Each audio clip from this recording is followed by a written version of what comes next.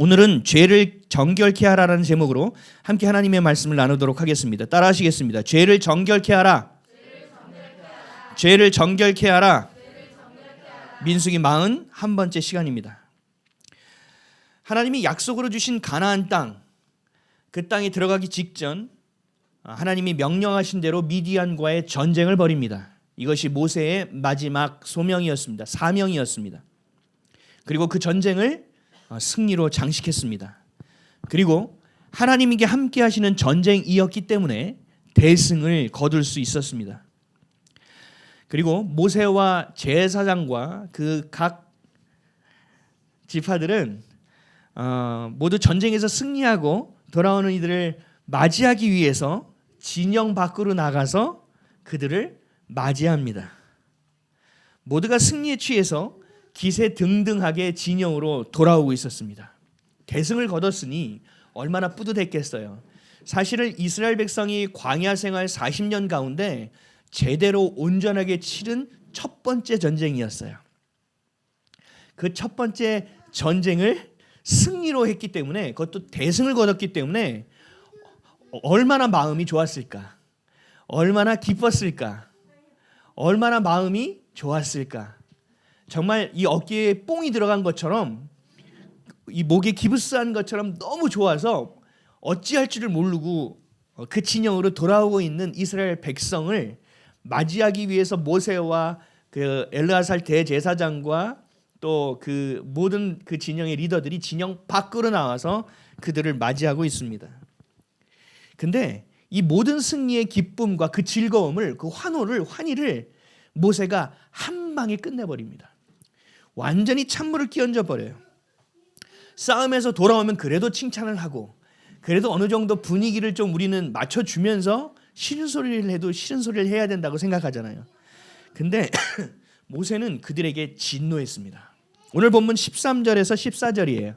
우리 다 같이 읽어볼까요? 시작. 모세와 제사장 엘르아살과 회중의 지도자들이 다 진영 밖에 나가서 영접하다가 모세가 군대의 지휘관 곧 싸움에서 돌아온 천부장들과 백부장들에게 노하니라. 아멘. 대승을 거두고 돌아오는데 모세는 도대체 왜 갑자기 화를 낸 걸까? 전쟁을 치른 이유를 망각했다는 거예요. 전쟁을 해야 되죠. 전쟁을 하면 이겨야 되죠. 근데 그 전쟁을 하는 이유와 목적을 명확하게 알아야 돼요. 내가 왜 싸워야 되는지를 처음부터 끝까지 놓치지 말아야 된다는 거죠. 이 전쟁을 하나님께서 명령하신 이유는 뭐예요? 바알 부월 사건, 부월에서 바알을 섬겼던 사건. 모압 왕이 시온 왕과 또 바산 옥 왕을 연거푸 무너뜨리고 자신 옆에 있는 모압까지 차지할 수도 있다는 이 두려움에 이들을 어떻게 공략할 수 있을까 해서 그 술사 발람을 불러오잖아요. 그러면서 생각했던 것이 뭐예요? 이들은 너무 두려운 존재다. 이스라엘이 두려운 존재가 아니라 이들과 함께하는 여호와 하나님이 너무 두려운 존재이기 때문에 이들이 하나님께서 받는, 여호와 하나님이 주시는 축복을 끊어내야만 이들을 이길 수 있다는 너무나 명료하고 명확하고 정확한 판단을 한 거죠. 그래서 발람을 데려다가 저주하라고 했는데 저주가 안 됐죠. 계속 축복만 했죠. 그러나 발람이 나중에 우리 성경을 봤잖아요. 돌아가면서 그 책략을 전하죠. 이들을 음란함으로 꿰면 된다라는 거죠. 그래서 모압의 처녀들과 그 미디안의 여인들이 바알을 섬길 때 좀 친해지면서 그 남자들을 초청하여 바알을 섬기게끔 영적 음란을 조장했고, 또 그 바알을 섬기는 가운데 육적인 성행위를 통하여 육적인 음란까지도 감행하게 만들었다는 거죠. 그래서 하나님이 진노하셨고, 그 진노로 인하여 진노가 치솟아 그 땅에 전염병이 흥황하여 정말 말도 안 되는 24,000명이라는 숫자가 한순간에 목숨이 다 빼앗기는 너무나도 하나님의 크신 진노를 맞닥뜨렸습니다.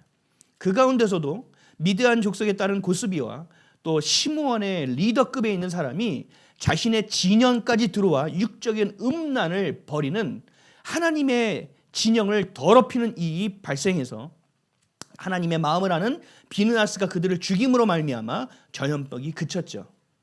하나님은 이 사건을 마무리하기 위해서 미디안과의 전쟁을 시킨 거예요.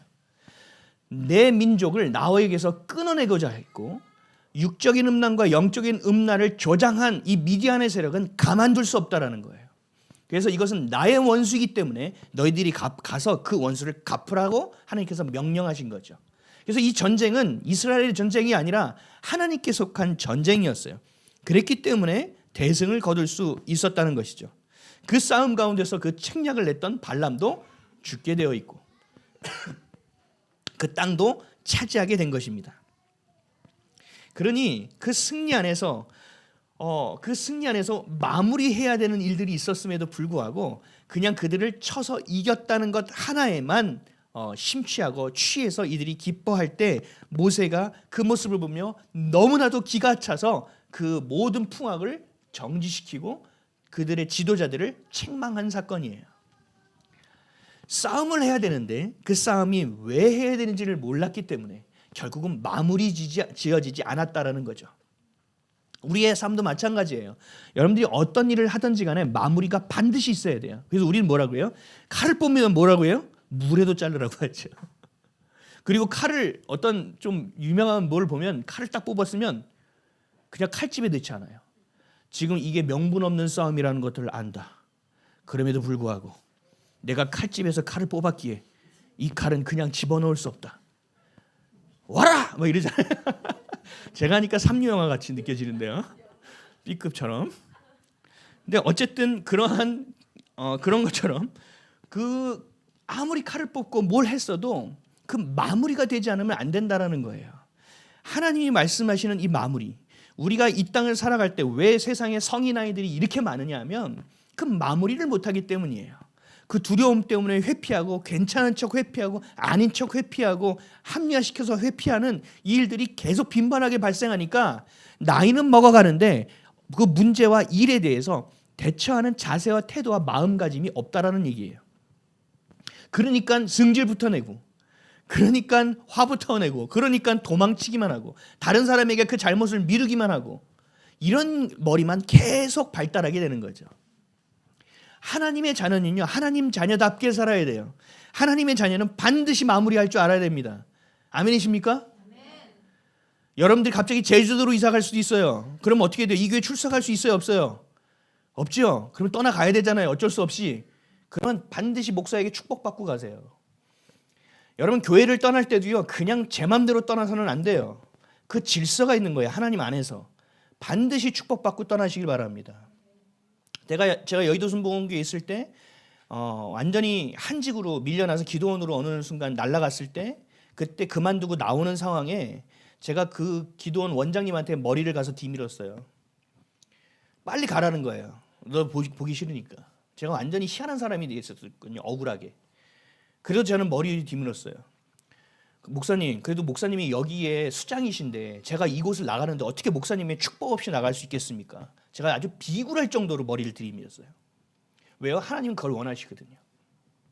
거기에 세워진 사람이 아무리 희한한 사람이더라도 하나님은 그 사람의 그 위치에 대한 것을 인정하게끔 만드시는 거예요. 그래서 하나님은 그 입술을 통해서 여러분 봤잖아요. 발람을 통해서도 저주를 축복으로 바꾸시잖아요. 그분이 저를 축복해 줬어요. 그래서 저 축복받고 당당하게 나왔어요. 그리고 거기서 저를 갈궜던 목사님들에게 사과도 받고 나왔어요. 제가 사과하시죠? 목사님? 이렇게 안 했어요. 정중하게 했더니 잠깐 부르시더니 사과하시더라고요. 미안하다고. 하나님의 방법을 따를 때는요, 여러분 마음이 힘들어요. 안 하고 싶어요. 도망가고 싶대요. 보기도 싫어요. 보면 목소리만 들어도 막 소름 돋아요. 그 사람은. 그래도 하나님은 맞닥뜨리라는 거예요. 그때 내가 해결하겠다는 거예요. 넌 내 자녀답게 살라는 얘기예요.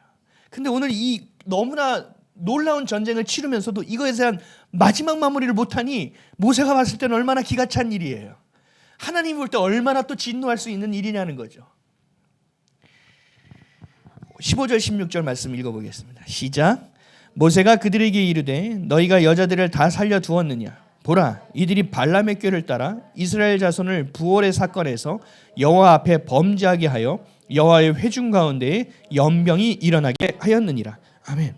야, 이런 바알볼 사건 하나님이 마무리하라고 했는데 거기에 주동자였던 그 여자들을 다 살려서 멋있고 아름답고 예쁘다고 살려서 데리고 와? 야, 이걸 지금 너희가 전리품이라고 얘기하는 거야? 너희가 이것을 승리라고 말하는 거야? 하고 승리의 행진을 멈추게 한 거예요. 그러나서 17절 18절에 이렇게 얘기합니다. 시작. 그러므로 아이들 중에서 남자는 다 죽이고 남자와 동침하여 사내를 아는 여자도 다 죽이고 남자와 동침하지 아니하여 사내를 알지 못하는 여자들은 다 너희를 위하여 살려둘 것이니라. 아멘. 우리 눈으로 볼 때 지금 하나님이 말씀하신 명령은 어때요? 하나님, 너무 좋은 명령이세요. 지당하십니다. 이렇게 들리는 명령이에요? 아니죠. 그 일에 가담한 여인들을 죽이는 것까지는 좀 처참하지만 그래도 내 마음에 용의는 돼요. 주모자고 주동자였고 그 일을 했던 자들이니까. 근데 아이들 중에서도 남자아이는 다 죽이래요. 여러분, 이게 말이 돼요? 이렇게 예쁜 아이들을? 무슨 하나님이 이런 얘기를 해? 무슨 사랑의 하나님이 이런 일을 시켜? 어찌 보면 미디안과 싸웠던 그 참혹한 전쟁보다 더 참혹한 순간이 온 거예요. 그 참혹한 것보다 더 처참한 광경이 지금 이들 앞에서 벌어지기 시작합니다. 하나님 왜 이러셨을까?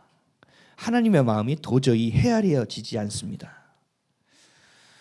마치 예수님이 태어났을 때 헤롯이 그 남자아이들을 다 찾아서 죽이라고 얘기한 것과 이게 뭐가 다를 수 있을까?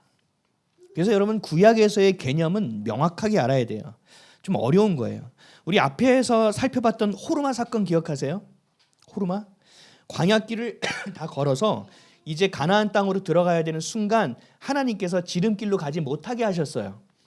에돔 땅을 통해서 들어가면 좀 더 편리하고 좀 더 평안하고 좀 더 안전하게 들어갈 수 있는 땅이었음에도 불구하고 에돔이 길을 내어주지 않아요. 그 왕의 대로를. 그러면 이스라엘 민족의 군사력을 갖고 밀어붙여도 되거든요. 그러면 이 지긋지긋한 40년의 광야를 빨리 끝낼 수도 있어요. 근데 하나님이 싸우지 말라고 말씀하신다는 거죠. 그러니까 울며 겨자 맞기로 그 땅을 침범하지 못하고 또다시 광야길을 돌아 들어가죠. 그때 이들을 힘들게 했던 사람이 있었죠. 몇 장이었죠? 제가 장수를 안 썼네요.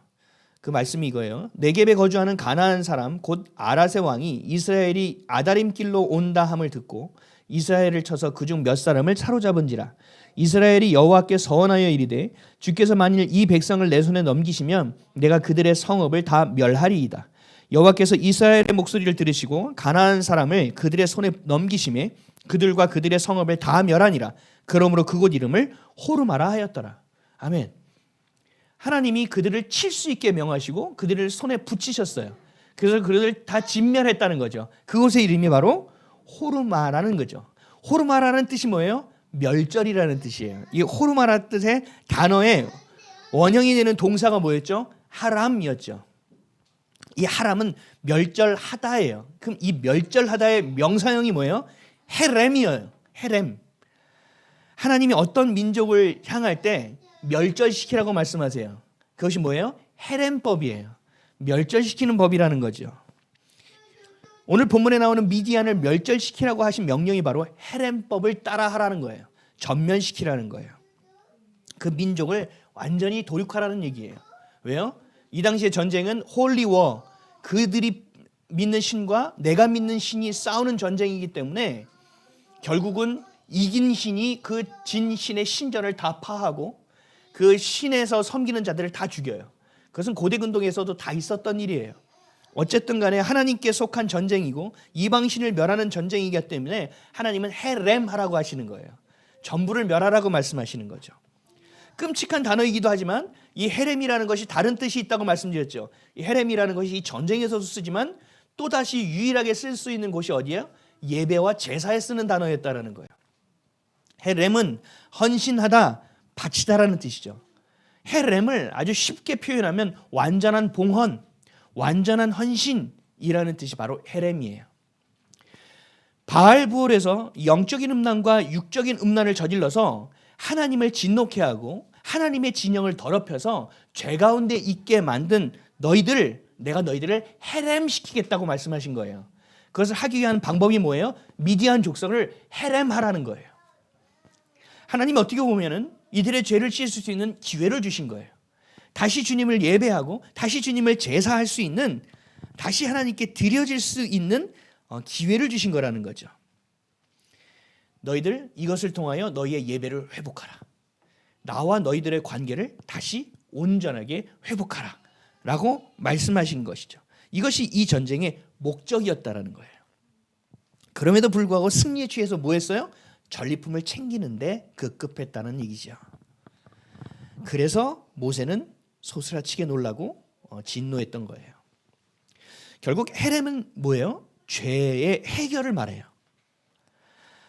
미디안으로 말미암아 시작된 죄로 이스라엘 백성이 2만 4천 명이 목숨을 잃었고 이들의 정결함까지도 훼손되었고 그 진영까지 그 여인을 데려와서 음란한 짓을 하면서 그 진영까지도 정결함을 회파시킨 것, 하나님은 이것을 회복시키려고 하신 겁니다.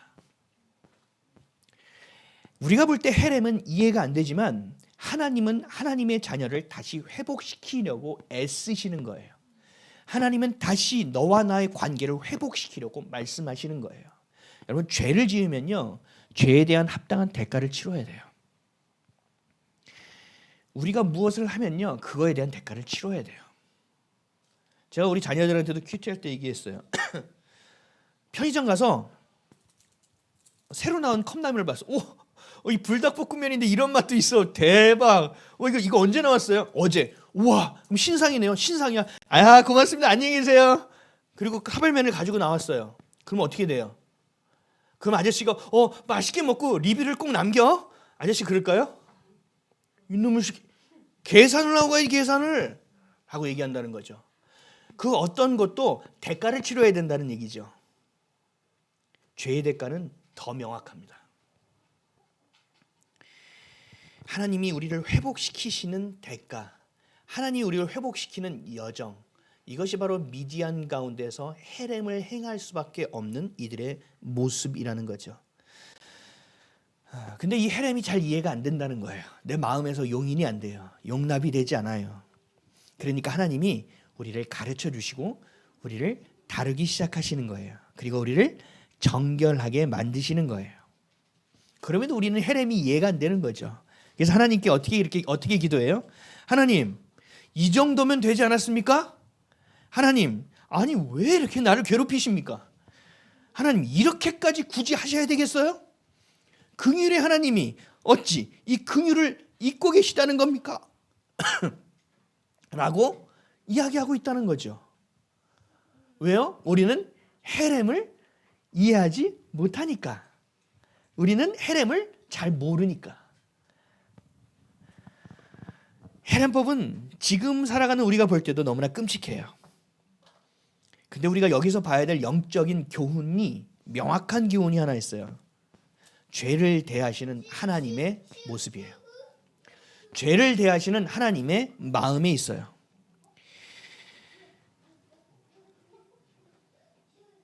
죄는요, 그냥 하나님이 다루지 않으세요. 아주 치명적인 수준까지 다루세요. 아주 처참한 수준에까지 이르도록 다루세요. 왜요? 그것이 벗겨져야 되거든요. 그 죄가 씻겨져야 되거든요. 그래서 어떻게 했어요? 모세와 리더들이 어디 가서 이 피 묻고 전쟁을 치른 자들, 아직 정결하지 못한 시체를 대한 자들, 이들을 대하기 위해서 모세와 지도자들이 어디로 나가서 이들을 영접했어요? 진영 밖으로 나갔잖아요. 그렇죠? 그리고 옷까지 빨아입기 했어요. 그리고 3일째 치를 때 정결할 수 있도록 그 방법까지도 가르칩니다. 굳이 이걸 해야 되겠냐는 거예요. 그냥 하나님이 위협 하면 깨끗하게 될 수도 있잖아요.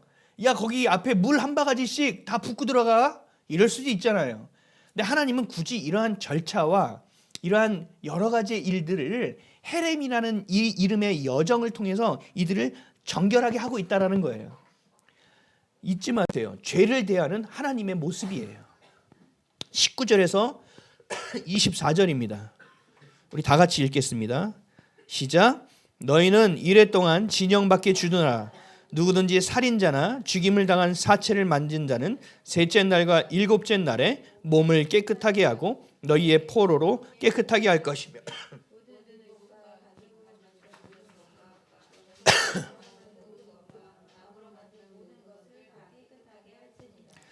제사장 엘르아살이 싸움에 나갔던 군인들에게 이르되 이는 여호와께서 모세에게 명령하신 율법이니라. 금, 은, 동, 철과 주석과 납 등의 불에 견딜 만한 모든 물건은 불을 지나게 하라.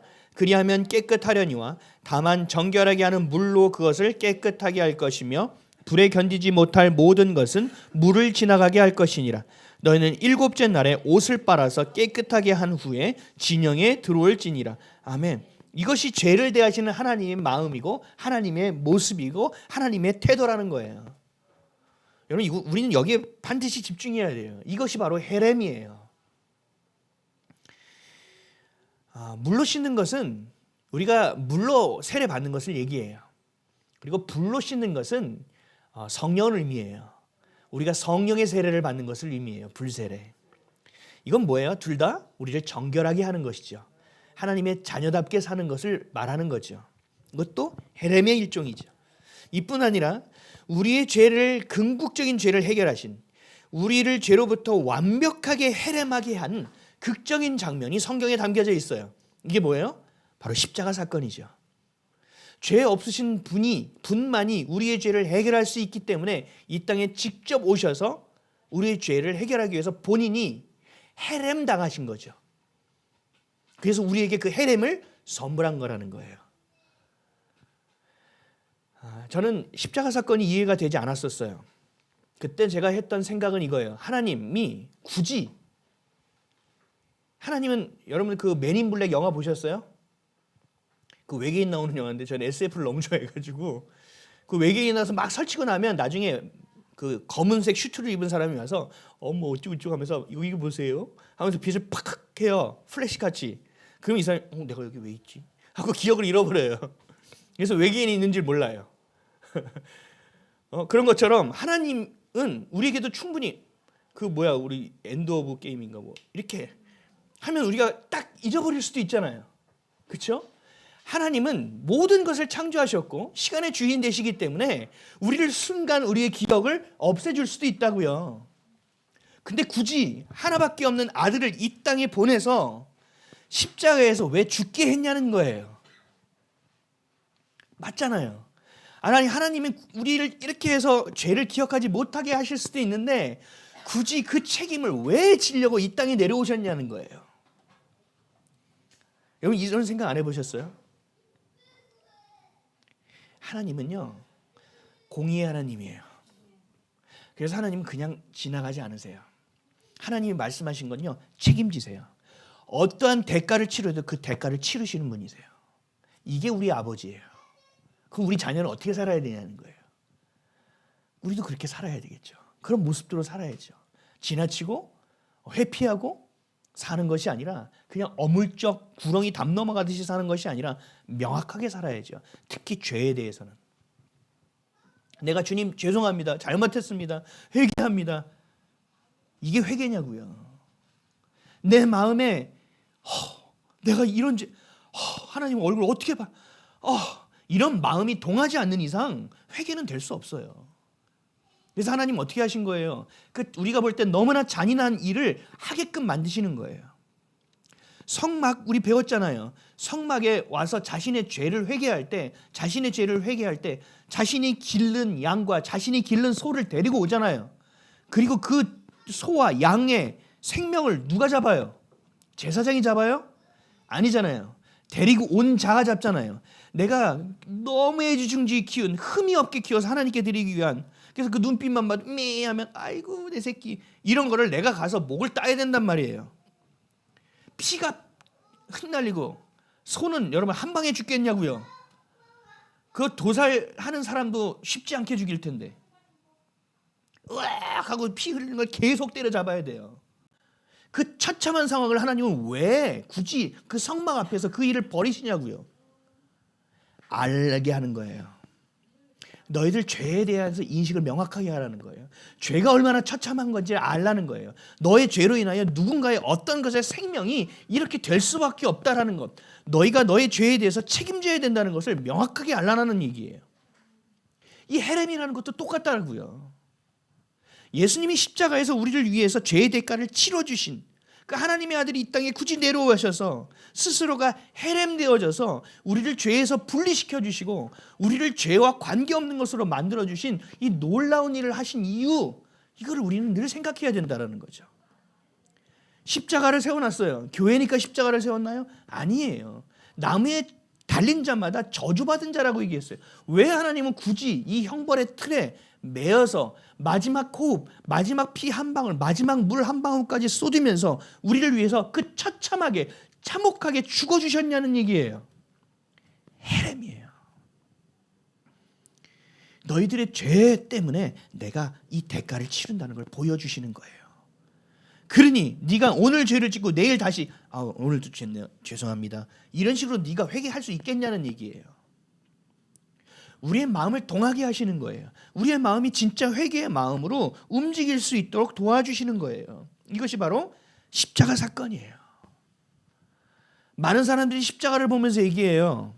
아니 아무리 우리의 죄를 위해서 오셨다고 해도 아니 저렇게 십자가에서 잔인하게 죽을 게 뭐람? 아니 저렇게 가장 큰 형벌로 참혹하게 죽이시는 건 뭐야? 그때는 몰라도 지금은 난센스야. 너무 오버하신 것 같아. 우리 다시 아까 전에 본문으로 들어가 보세요. 그 동조했던 남자를 아는 여인을 죽이는 것까지 거기까지는 괜찮아. 근데 남자 아이까지 죽이라고? 난센스야. 우리의 생각으로 판단하지 말라고요. 우리는 이미 죄 가운데 있는 자들이에요. 그래서 그것을 판단하기가 어려워요. 그래서 우리의 판단의 기준은 오직 예수 그리스도, 오직 하나님의 말씀이 되어야만 해요.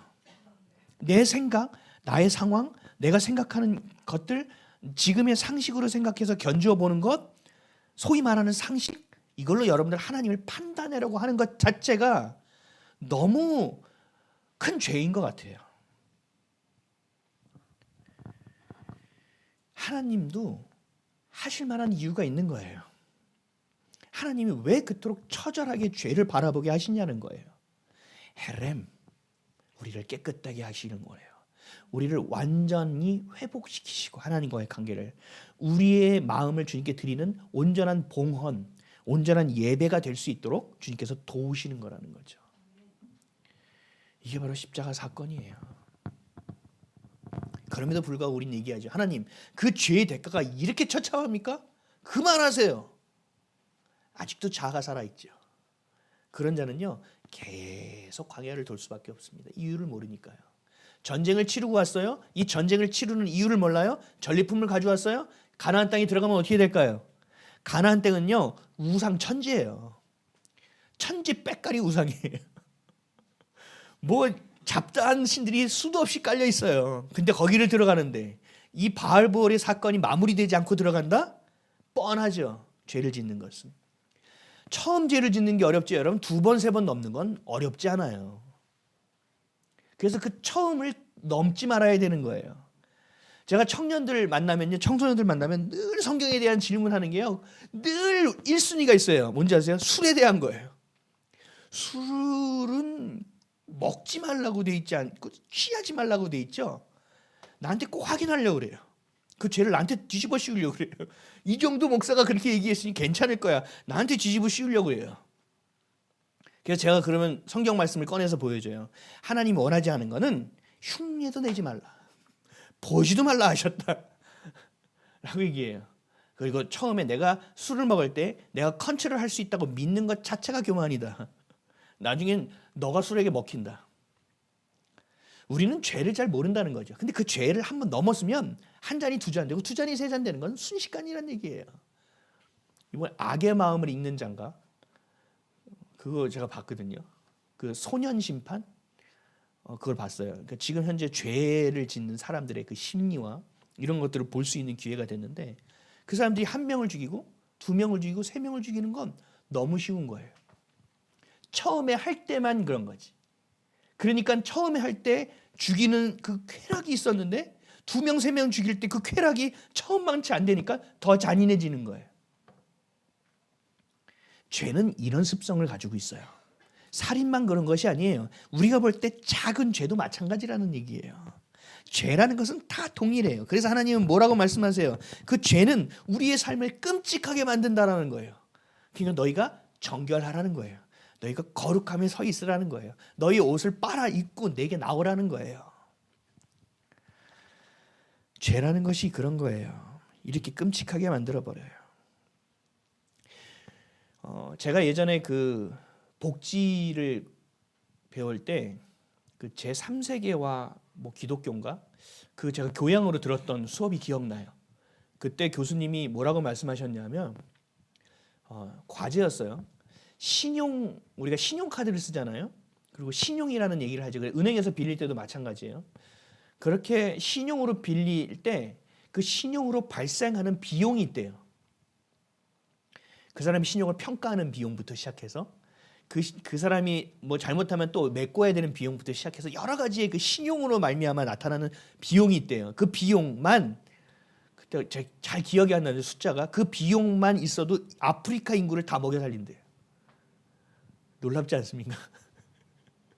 결국은 인간이 서로가 서로를 믿지 못하는 그 불신 때문에 다 같이 못 먹는다는 거예요.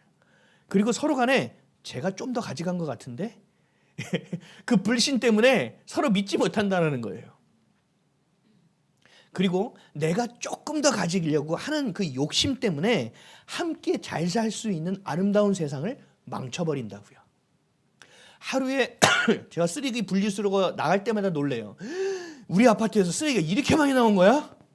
그래서 배달 음식 시켜 먹을 때마다 마음이 막 가치게 느껴져요. 그 모든 쓰레기를 여러분 땅에 묻어도 우리를 살 수 있을 만큼의 너무나 좋은 세상을 하나님께 우리에게 주셨어요. 아세요? 숨을요 헐떡거리고 계속 쉬어도요 산소가 계속 있게 만들어 주셨다고요. 계속 파서 심으면 열매가 나서 먹고 살 수 있게 다 주셨다고요.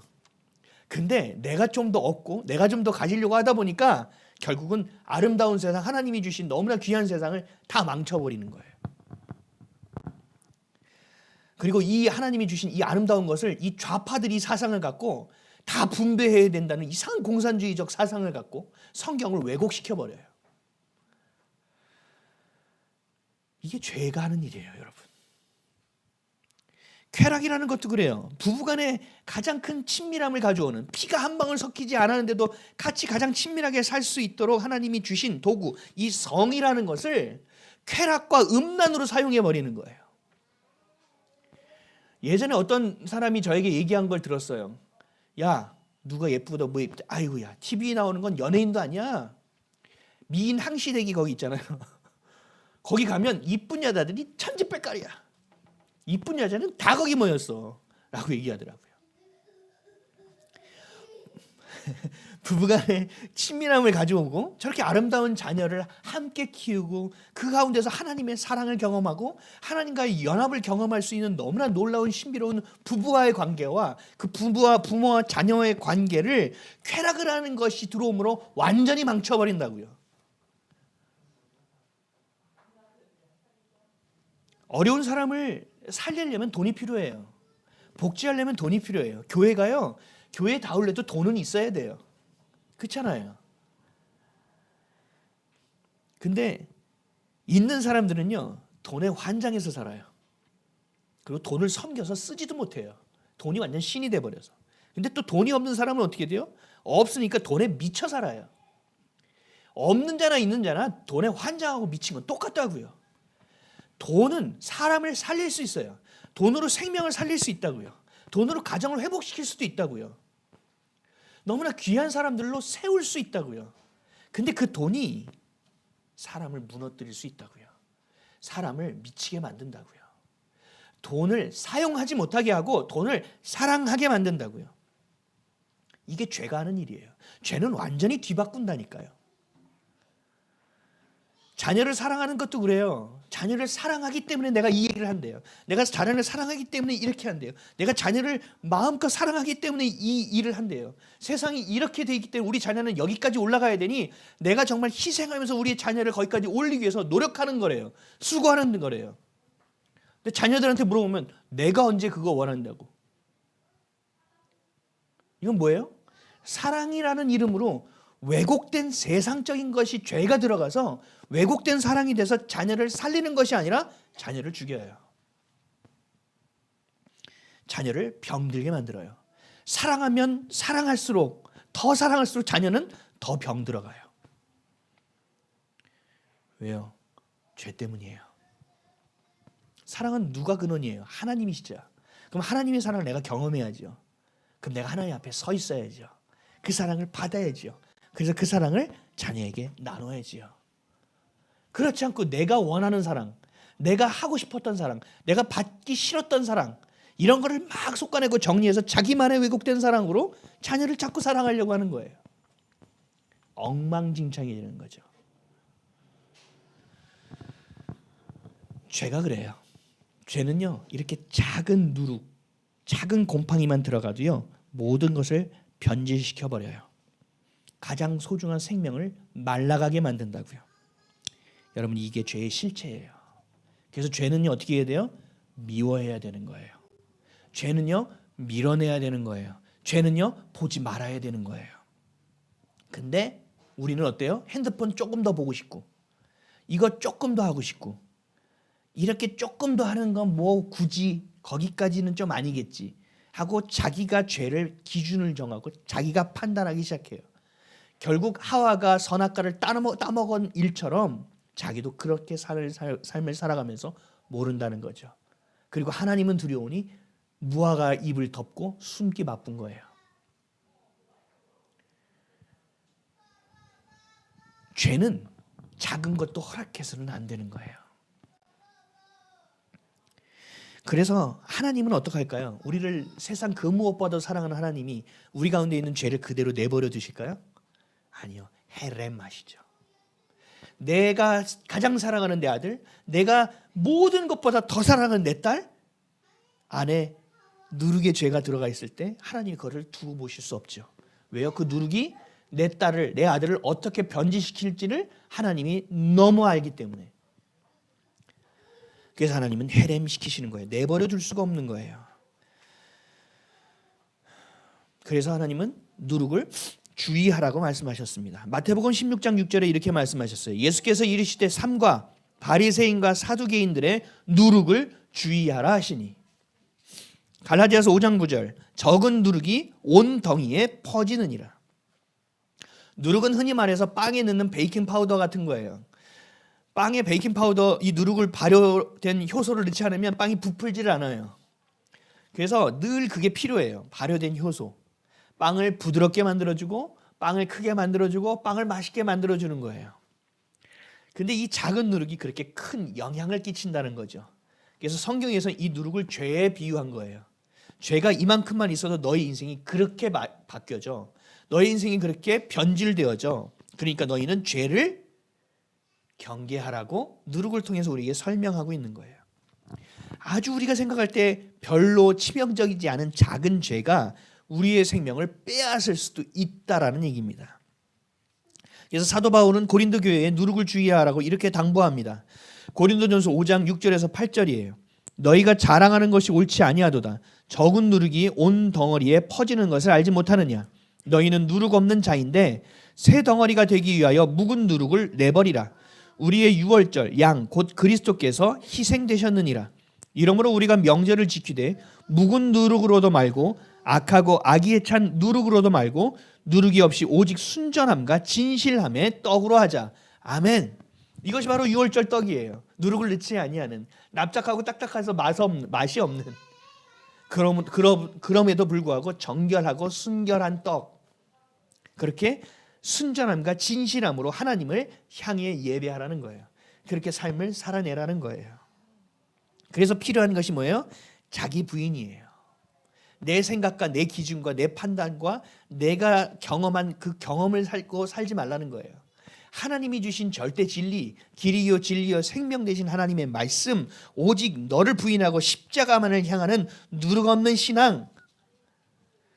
죄가 조금도 끼어 있지 않고 죄가 조금도 섞여 있지 않는 헤렘, 완전한 봉헌, 완전한 예배, 이것을 나에게 가져오라고 말씀하시는 거예요. 아멘이십니까? 그 헤렘을 직접 영원히 단번에 한 번에 이루신 분이 누구예요? 예수 그리스도예요. 우리의 죄의 대가를 합당하게 치러주신 분이 바로 예수 그리스도입니다. 그 고난이 바로 예수 그리스도의 십자가 사랑을 경험하는 것에 있어요. 우리는 고난 없는 영광을 자꾸 원해요. 롤 모델이 있어요. 이렇게 되면 좋겠어. 야, 이 사람처럼 되면 좋겠어. 야, 나 이렇게 하면 좋겠어. 자기가 살고 있는, 자기가 생계를 이어가거나 아니면 자기가 정말 좋은 것을 향할 때, 어떤 삶을 향할 때, 아, 이렇게 됐으면 좋겠어 하는 모델과 같은 사람, 그 사람을 따라갈 때 우리는 보면 지금 되어진 그 사람을 따라가죠. 그러니까 되어진 그 사람의 모습만 봐요. 그 사람이 어떠한 역경과 어떠한 고난과 어떠한 문제와 어떠한 어려움의 여정을 겪었는지는 관심이 없어요. 그렇죠? 고난 없이 영광을 누리려고 한다고요. 과정과 여정 없이 열매를 자꾸 맺으려고 한다고요. 과정 없이 성공하려고 한다고요. 내가 돈가스 집을 차렸어요. 하나님께 막 기도해서. 근데 저기 보니까 저 돈가스 집은 너무 잘해. 근데 보니까 특별한 건 없는 것 같아. 그러면 어떻게 해야 되지? 나도 저렇게 돈을 벌려면 어떻게 해야 되지? 근데 보니까 목이 좋은 것 같아. 그러면 나는 목이 좋은 데로 갈까? 이런 생각만 하고 있다고요. 자신이 수고한 것보다 더 큰 이익을 가지려고 해요. 여러분들의 삶을 잘 들여다보세요. 내가 수고한 것보다 더 큰 열매를 자꾸 거두려고 하지 않는가?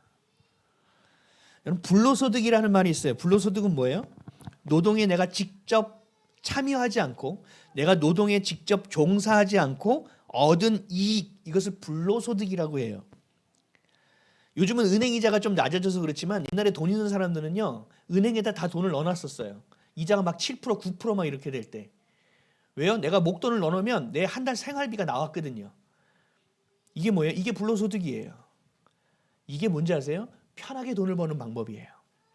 하나님의 자녀는요, 돈이 있어도요, 어떻게 해야 되는지 아세요? 앞으로 가야 돼요. 이 돈을 사용해야 돼요. 하나님이 주신 은혜 안에서 수고의 여정을 걸어야 돼요. 그 생명을 향해서 어떻게 사용할지를 계속 기도하며 끊임없이 고민하고 걸어내 봐야 돼요. 믿는 자들에게 불로소득은 있어서는 안 되는 일이에요. 요즘 아이들의 꿈을 물어보면 뭐라고 얘기해요? 건물주라고 얘기하죠. 뭐라고 얘기해요? 조물주 위에 건물주 있다고 얘기하죠. 왜요?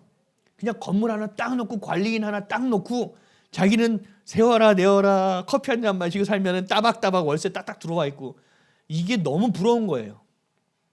요즘 젊은 아이들이 그걸 부러워한다고요. 연예인을 꿈꿔요. 왜 연예인을 꿈꿔요? 멋져지니까요? 인기 많으니까요? 아니에요. 빨리 돈을 버니까요. 그래서 아이들도 알아요. 누가 광고 찍었대. 돈 좀 벌었겠네.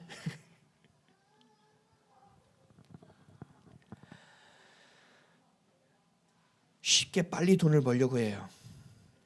세상에서는요, 내가 아무리 열심히 해도 열매가 없을 때도 있어요. 내가 아무리 주님의 말씀에 충성하고 주님의 말씀을 따라서 수고해도 열매가 없을 때도 있어요.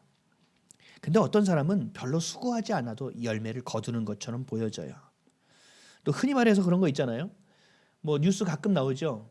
뭐 20대 아니면 10대인데 이미 재산이 뭐 몇십억 몇백억 있는 아이들 통계 막 이런 거 나오잖아요. 흔히 말하는 금수저 은수저.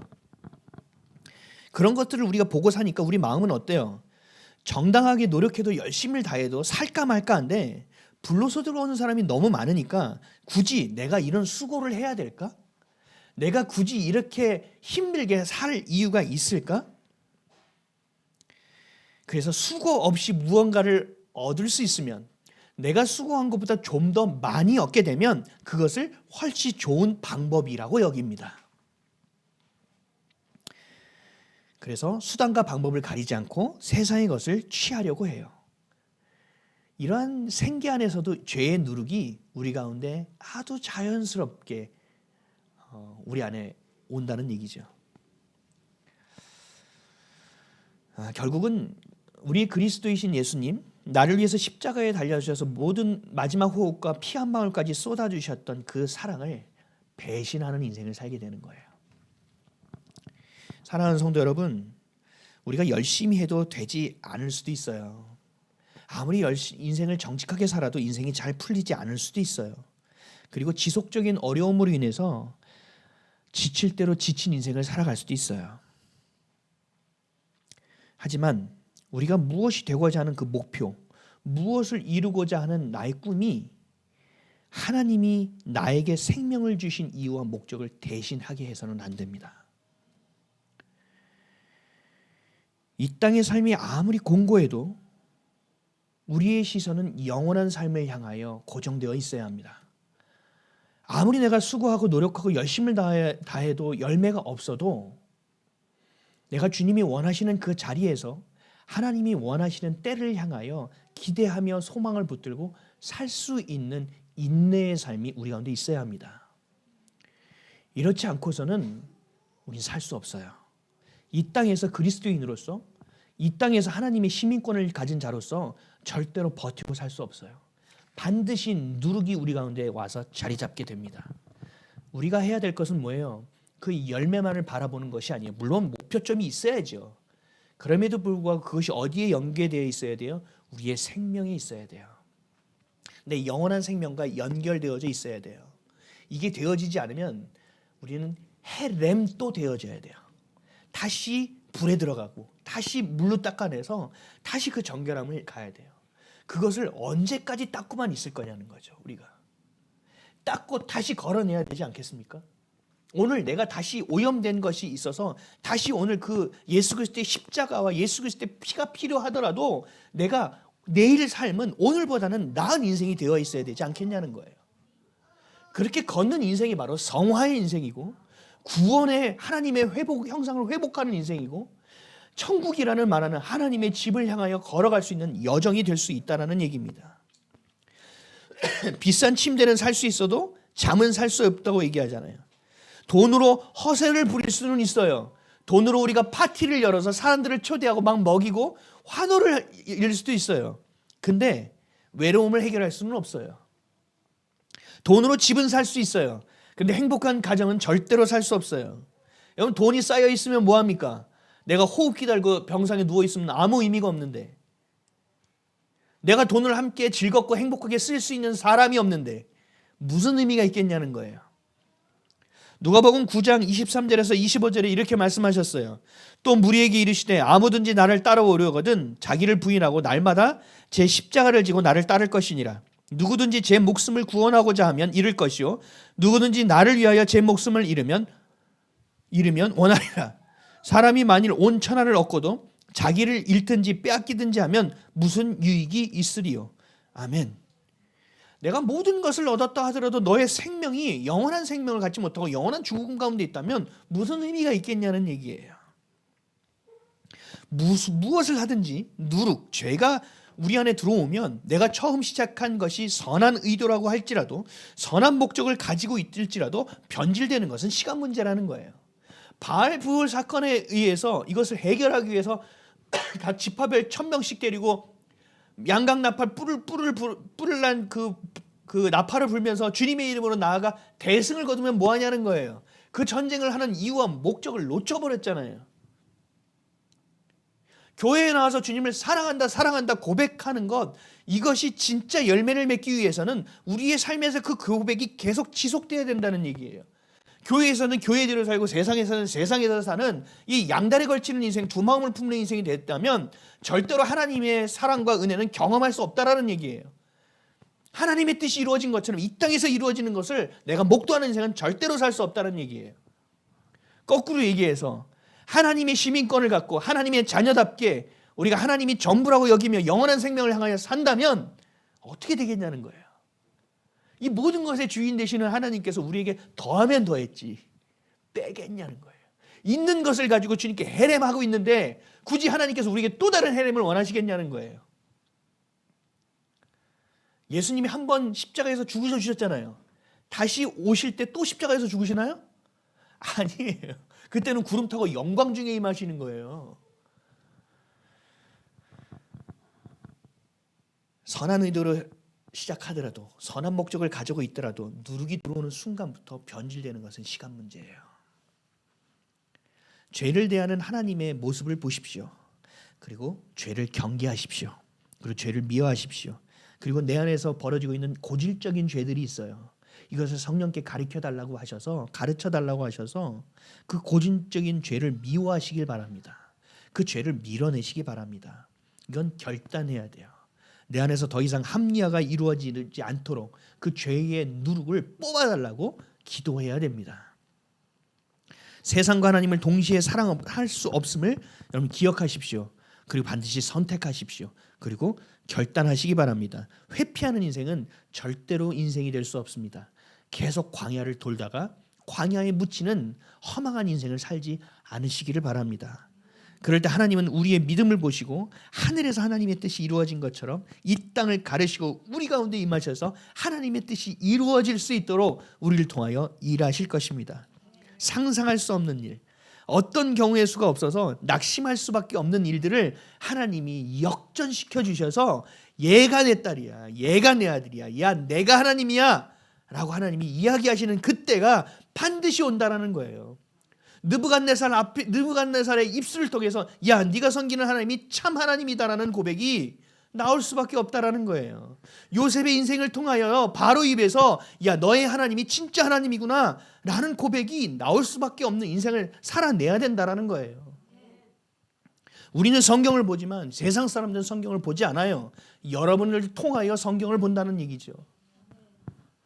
그렇다고 막 부담을 느껴서 뻣뻣하게 이렇게 살라는 얘기가 아니에요. 하나님이 내 안에 계시면 그렇게 살게 되는 거예요. 내 안에 똥을 품으면 똥 냄새가 나는 것이고 향을 품으면 향이 나는 거예요. 아멘이십니까? 아멘. 선택하십시오. 예수 그리스도 우리를 위하여 헤렘해 주신 우리의 안에 있는 그 작은 누룩의 죄까지도 벗겨주기를 간절히 원하시는 하나님의 마음, 우리를 그토록 사랑하시는 하나님의 마음을 여러분들이 반드시 붙드시고 그것을 경험하시기를 주님의 이름으로 축원드립니다. 나는 할 수 없지만 하나님은 할 수 있습니다. 나는 실수하지만 하나님은 절대로 실수하지 않으십니다. 나는 역전시킬 수 없지만 하나님은 우리가 아무리 구멍이 없고 이거는 진짜 끝난 일이라 하더라도 뒤집을 수 있는 분입니다. 내 눈에는 안 되는 것 같지만 믿음으로 나아간다면 그 믿음의 기도가 채워지는 그 순간 하나님의 때는 반드시 이루어지는 것입니다. 두려움이 변하여 우리의 소망 있는 기도가 되는 거예요. 우리 찬송가 한 곡 부를까요?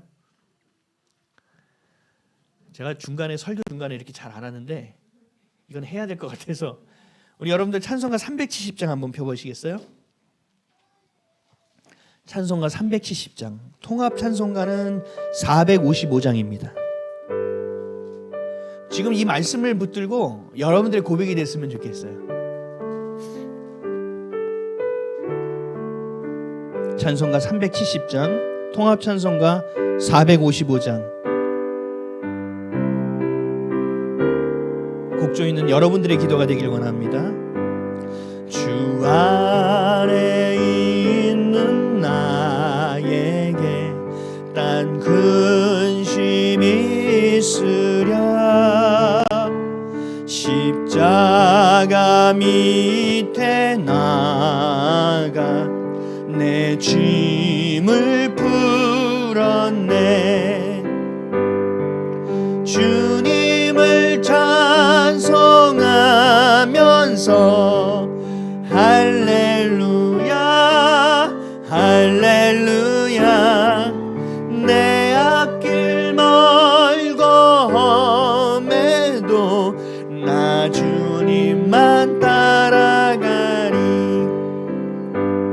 그 두려움이 변하여 내 기도 되었고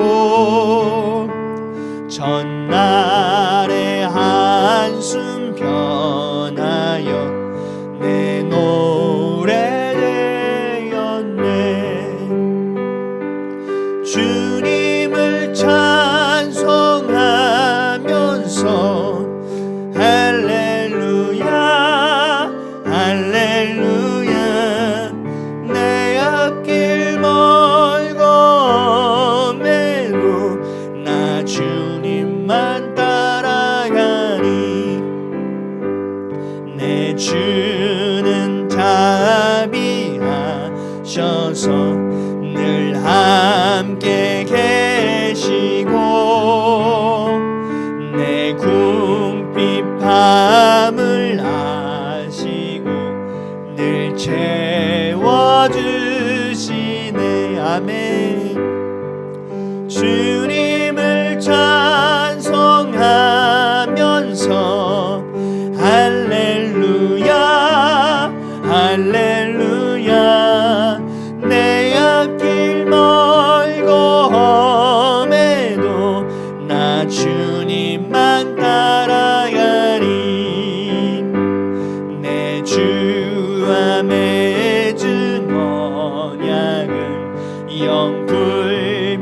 하시니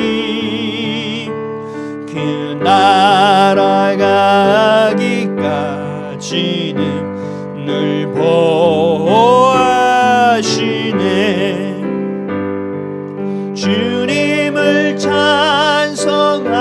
찬송하면서 할렐루야 할렐루야. 내 앞길 멀고 험해도 나 주님만 따라가리. 아멘. 할렐루야.